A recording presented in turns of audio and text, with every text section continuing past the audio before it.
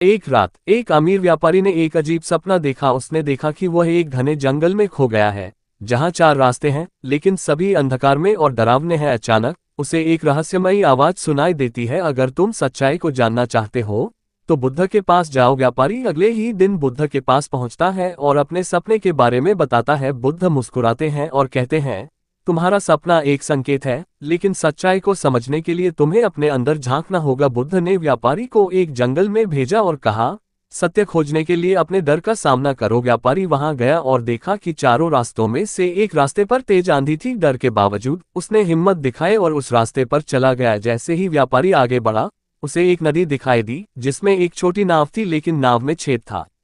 बुद्ध ने पहले ही कहा था, अगर नाव डगमगाए तो डरो मत। व्यापारी ने विश्वास किया और नाव में बैठकर नदी पार कर ली। अब व्यापारी को एक विशाल गुफा को छोड़ देगा, वही अंदर जा सकता है। व्यापारी ने अपनी सारीमती चीजें त्याग दी और अंदर चला गया। अंदर उसे एक दिव्य प्रकाश दिखाई दिया। व्यापारी गुफा के अंत में पहुंचा और बुद्ध को वहां खड़े देखा। बुद्ध ने कहा, तुमने अपने डर, शक और लालच को पार कर लिया। यही असली सत्य है, मुक्ति भीतर ही है, बाहर नहीं।